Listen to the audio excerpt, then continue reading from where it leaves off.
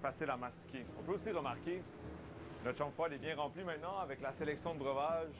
Mon système d'éclairage fonctionne. Pour ceux qui ne le savent pas, la chambre froide, ça a été mon petit projet personnel. Je l'ai complètement restauré moi-même. Donc, je suis content de voir qu'elle tient la route jusqu'à présent. On a des petits problèmes avec l'évaporateur, mais ça, maintenant, c'est réglé. C'est un privilège d'avoir une chambre froide. Il n'y a pas beaucoup de restaurants qui en ont. Avoir de l'espace pour mettre ses affaires, bien les ranger, tout ça, ça rend le processus bien plus efficace que si on n'en avait pas. Fait que là, on va se prendre 2 racks. Il fait vraiment chaud aujourd'hui. L'air ambiant est très humide. Ça veut dire que la pâte pousse rapidement par elle-même. Donc c'est pour ça que je vais garder la majorité des pâtes dans le frigo. Je vais prendre juste 2 bacs. On va les cuire, on va revenir en chercher, et ainsi de suite. Étant donné que la pâte est très humide, les graines de pavot collent directement, mais aussi vont m'aider à venir déloger la pâte. Fait que j'utilise une petite spatule comme ça, qu'on utilise habituellement pour faire du plâtre, mais c'est parfait pour venir déloger la pâte. Puis là, qu'on regarde en dessous en plus, regarde ça ici, je vais te montrer. On peut voir tout le travail que le pain a eu. On peut voir les alvéoles, les levures qui se sont activées, qui ont fait gonfler la pâte. Fait que là, pour être efficace, le but, c'est de déloger 18 pâtes d'un coup. Puis après ça, je vais me concentrer sur enfourner les 18 d'un coup. Ça, c'est le genre de petit processus qu'un cuisinier adore.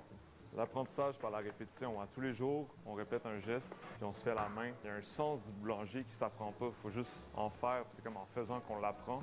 Il y a comme cette connexion à la pâte. Tu penses à ça la nuit, tu penses à ça le soir avant de te coucher. Tu es constamment en train de penser à ta pâte, à l'hydratation, comment tu peux ajouter ci, ajouter ça. Je sais pas si on se rappelle qu'on a fait le bacon œuf fromage. On mettait comme un genre de triple stack de fromage à l'intérieur. Mais c'est ça que Joe est en train de préparer. C'est le genre de petite mise en place comme ça qui sauve des secondes durant le service. Puis des secondes, il n'y en a pas beaucoup. On essaie de réduire vraiment le temps d'attente le plus possible. Je pense que c'est pas mal ça, le mandat d'un restaurant où est-ce que tu fais des sandwichs. Premièrement, il faut que la qualité soit au rendez-vous, il faut que le prix soit bon, mais il faut aussi que l'attente soit pas trop longue. Je pense qu'en ce moment, l'attente, c'est comme notre pire ennemi. Je vous dirais qu'on avait fait 3 scénarios de chiffres qu'on a décidé d'ouvrir ici. Un optimiste, un réaliste, puis un pessimiste. Puis on a quand même quadruplé quasiment le scénario optimiste, ce qui est vraiment le fun. Mais aussi, il faut qu'on s'adapte. Le four, peut-être que je l'aurais pris un petit peu plus gros. Mais ça fonctionne. Et voilà, c'est parti. J'en mets 4 ici, 4 en avant, 4 en arrière, 4 en arrière. Fait qu'il faut que je m'active. Il faut les enfourner de manière assez proche les uns des autres. Proche en temps, bien sûr. Le four a un sol, la pierre. Cette pierre-là, elle chauffe constamment. Fait que ça va faire exploser la pâte et ça va créer les belles alvéoles du pain. On peut voir le résultat ici. Si on pense un peu à genre une focaccia, on met ses doigts dedans avant de la cuire. La raison pourquoi est-ce qu'on fait ça, c'est parce qu'on veut créer justement des grosses alvéoles. Si j'étais pour juste mettre ma pâte à focaccia directement dans le four comme ça, on aurait un pain qui est aérien, mais juste un petit peu plus dense. On perdrait les belles alvéoles qu'on aime de la focaccia. Et ici, c'est un peu le même principe. 4 derniers. Un truc un peu cocasse qui est arrivé, c'est qu'à l'école hôtelière, on avait une session où est-ce que c'était les déjeuners. Il fallait arriver à l'école à 5h30 le matin.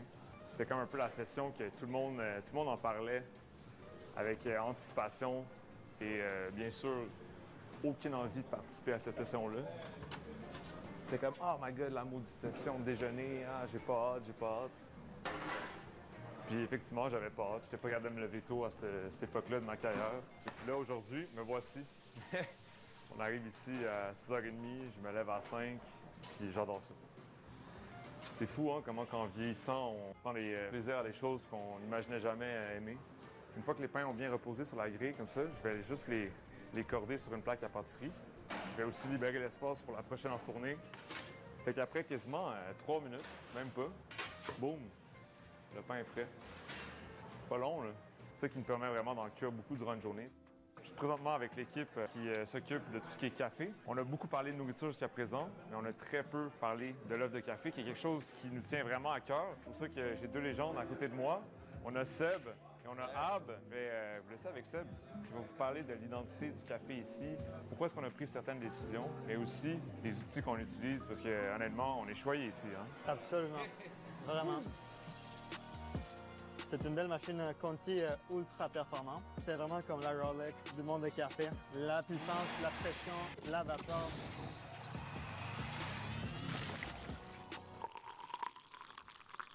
On travaille en collaboration avec le torréfacteur Jungle Coffee, fait exprès exclusif pour nous. On est allé chercher vraiment un café qui est capable de plaire à tout le monde sans aucune prétention.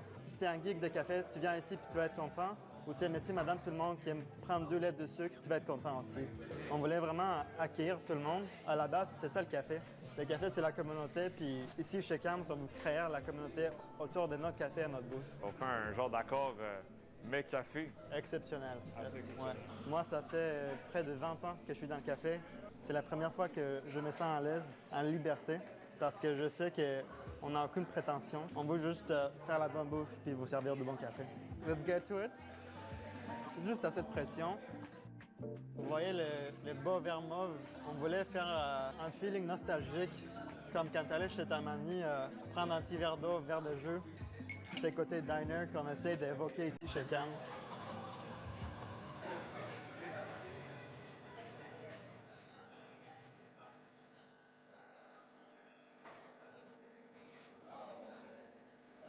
Et voilà.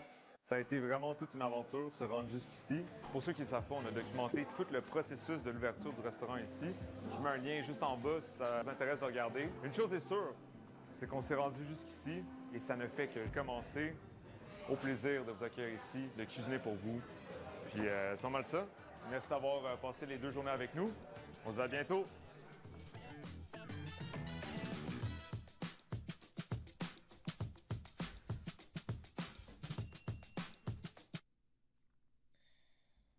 Ça a l'air quand même good son shit.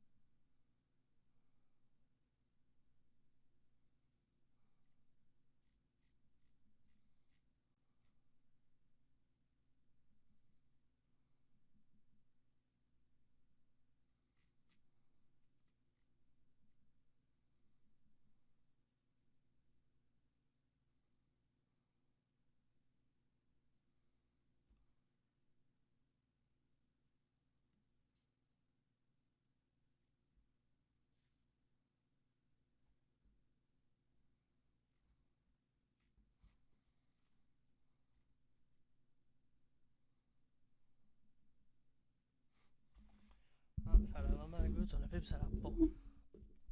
Bon, guys. On va arrêter le live ici. Je vais